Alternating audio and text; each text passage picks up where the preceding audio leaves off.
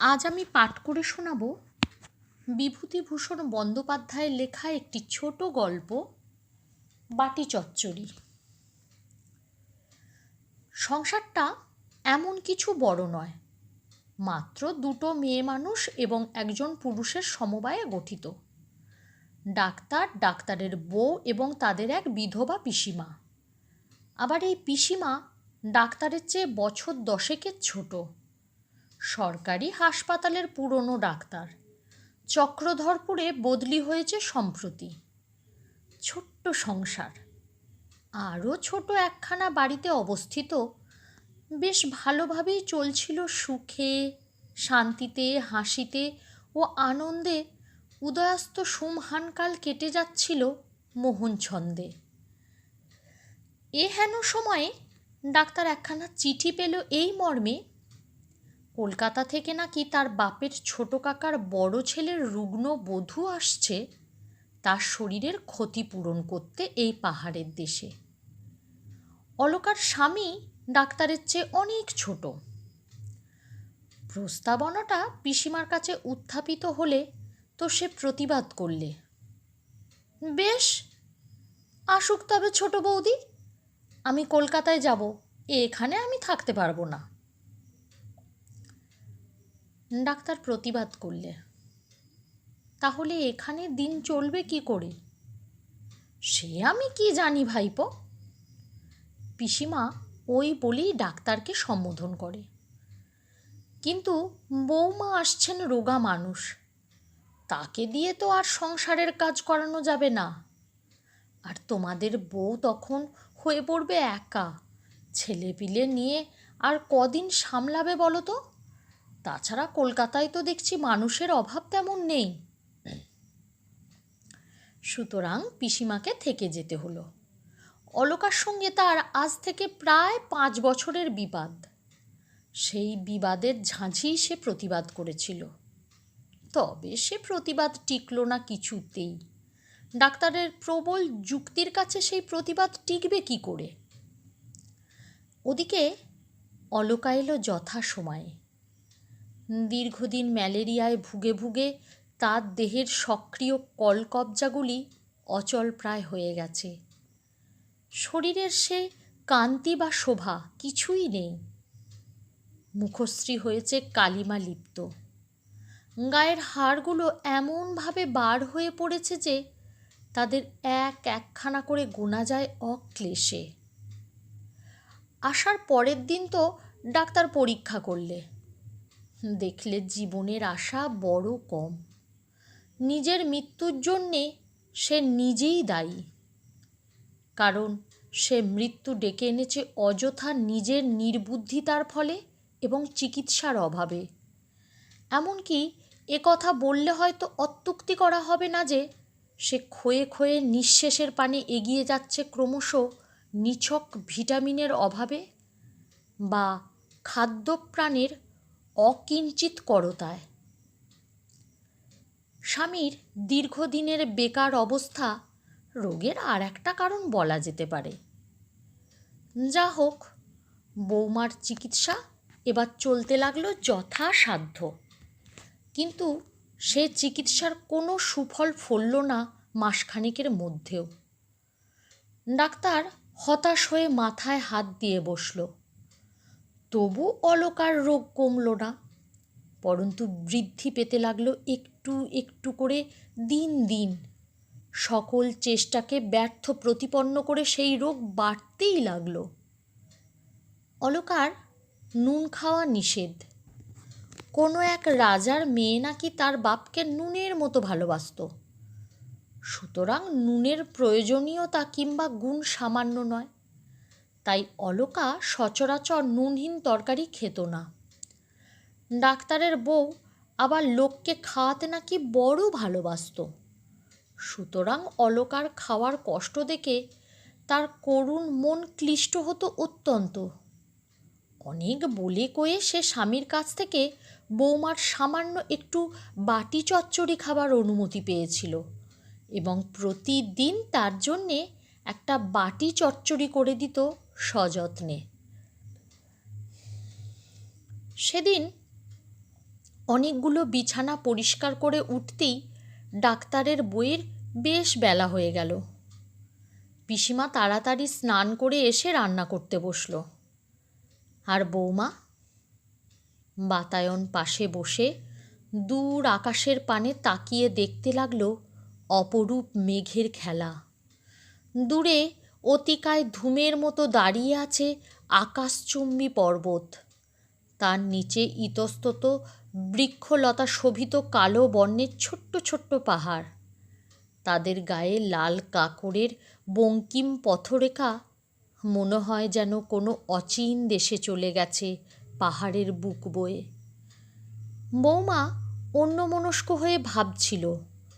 এমন সময় ডাক্তারের বউ ভিজে চুল মুছতে মুছতে এসে বললে, বৌমা, আজ কি দিয়ে দুধ সাবু খাবে বলো দেখি? যা হোক দিয়ে খাবো এখন মা।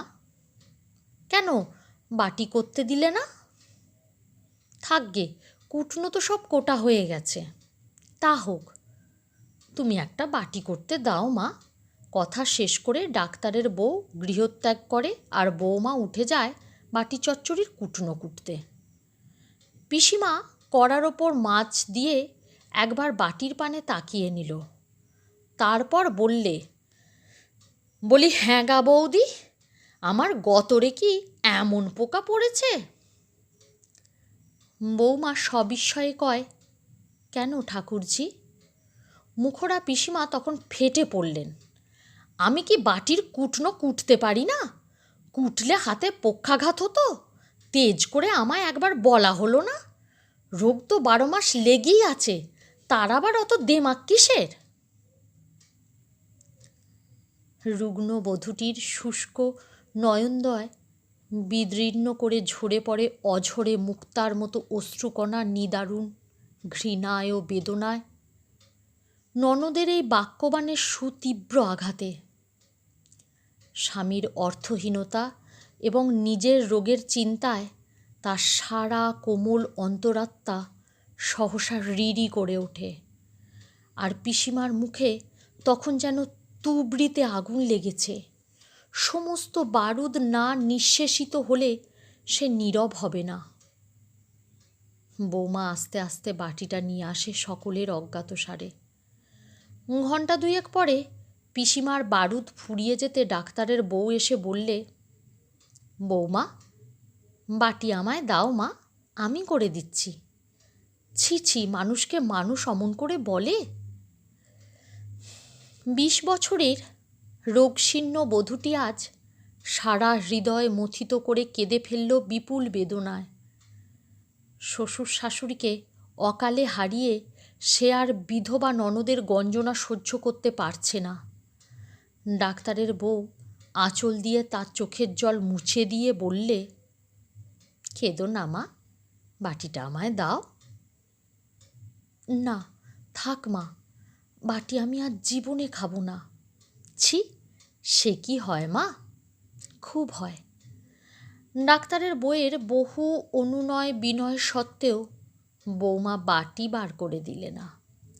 ডাক্তারের বউ বেলা 1টা পর্যন্ত বাটির খোঁজে সমস্ত কিছু তন্ন তন্ন করে দেখল, কিন্তু কোথাও সে বাটি পাওয়া গেল না। আর পাওয়া গেল না সেই কোটা তরকারিগুলো। সেদিন রাতে ডাক্তার গিয়েছে রিহার্সাল দিতে। এবার পূজায় নাকি ভারী ধুম করে থিয়েটার হবে। ডাক্তারের বউ মুখের মধ্যে অনেকগুলো এলাচ পুড়ে ছাড় পোকা মারতে বিছানা পাতি পাতি করে খোঁজে। এ তার নিত্যকার অভ্যাস। রাতে সে বড় একটা ঘুমোয় না। এমন সময় পাশের ঘরে বৌমা উত্ত্যক্ত হয়ে বললে, ভালো জ্বালা, দরজাটা যে কিছুতেই খুলছে না মা। ডাক্তারের বউ আলো নিয়ে এগিয়ে এলো। কি হয়েছে বৌমা? দরজা তো খোলা বৌমা, তবে খিল কোথায় গেল? ডাক্তারের বউ জানে যে তার জ্যাঠাইমা মৃত্যুর পূর্বে ওই রকম দিকভ্রান্ত হয়ে গেছিল। বৌমার এই রহস্যজনক আচরণ এসে রীতিমতো ভয় পেয়ে গেল। আস্তে আস্তে নিজে এসে দরজাটা খুলে দিলে। সামান্য পরে বৌমা বাইরে থেকে ফিরে এসে আবার নিজের বিছানায় শোয় এবং ডাক্তারের বউ মশা তাড়িয়ে পুনরায় মশারিটা গদির তলায় গুঁজে দেয়। তারপর কখন ঘুমিয়ে পড়ে জানে না। ডাক্তারের ডাকে ধড়মড় করে উঠে দরজা খুলে দিল। ডাক্তার বললে, যেন মোষ, একেবারে ঘুমে অচেতন। থাক, খুব হয়েছে, আধ ঘন্টা ধরে একজন ভদ্রলোক ডাকছে। সকালে অতগুলো কাঁথা তোশক কাচলে ও ভদ্রলোকেরও এই দশাই হতো নিশ্চয়ই। ডাক্তার শুয়ে ঘুমিয়ে পড়ে। কতক্ষণ যে ঘুমো ঘোরে কেটেছিল দুজনের তা হয়তো তারা জানে না। ডাক্তারের বউ সহসা সচেতন হলো স্বামীর আহ্বানে। ওগো, দেখো তো, ও ঘরে বৌমা কি যেন বলছেন। ডাক্তারের বউ শুনলে বৌমা পাশের ঘরে বলছে, দূর ছাই, কিছুতেই তো আলো জ্বলছে না।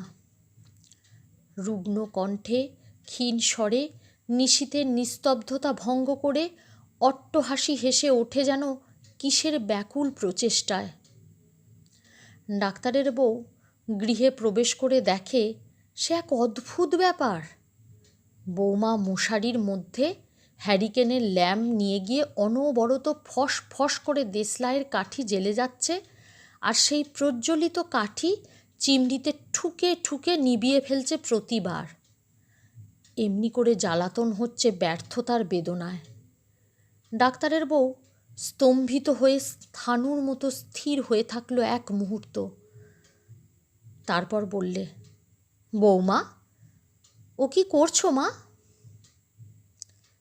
বউ মৃদু ক্রন্দনের সুরে বললে, দেখো দেখিনি মা, আলোটা কিছুতেই জ্বলছে না। বৌমার জ্ঞান সহসা ফিরে আসে। কিংকর্তব্য বিমূঢ়ের মতো তাকিয়ে থাকে ডাক্তারের বইয়ের পানে। ডাক্তারও এগিয়ে আসে। তারপর তড়িতে বৌমাকে পরীক্ষা করে বলে, শিগগিরই আগুন করে ওর হাত পা সেঁক করো। এতক্ষণে পিসিমার ঘুম ভাঙে। সে আলস্য ত্যাগ করে পিটপিট করে তাকিয়ে থাকে। ডাক্তার এসে তাড়াতাড়ি বৌমাকে একটা ইঞ্জেকশন করে দিল। তারপর বাইরে গিয়ে বললে, না,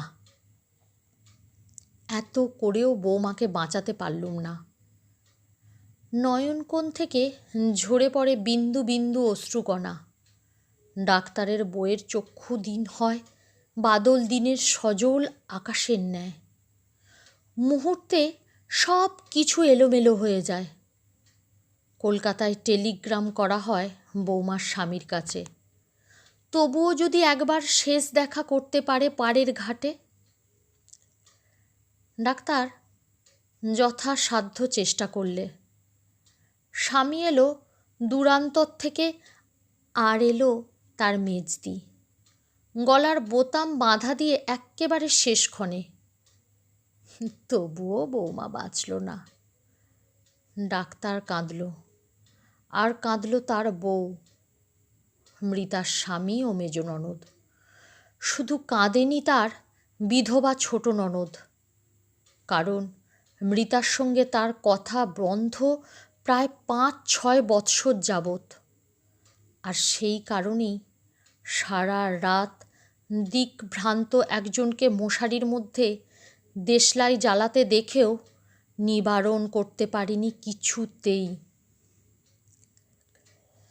এই ঘটনার দিন 7 পর ডাক্তারের বউ কোনো এক মধ্যাহ্নে ভাড়ার ঘর গোছাতে গোছাতে একটা খালি হাঁড়ির মধ্যে পেল সেই বাটিটা আর তার মধ্যেকার কতকগুলো শুকনো তরকারি।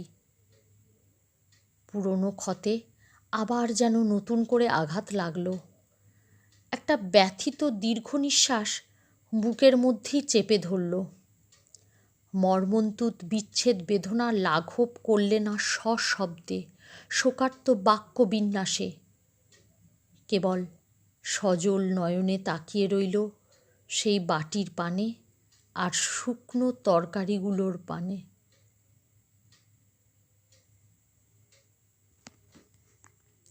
গল্প পাঠ ভালো লাগলে লাইক, কমেন্ট, শেয়ার করবেন।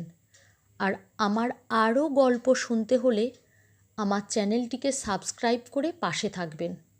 আবার আসবো নতুন এক গল্প নিয়ে। সকলে ভালো থাকুন। নমস্কার।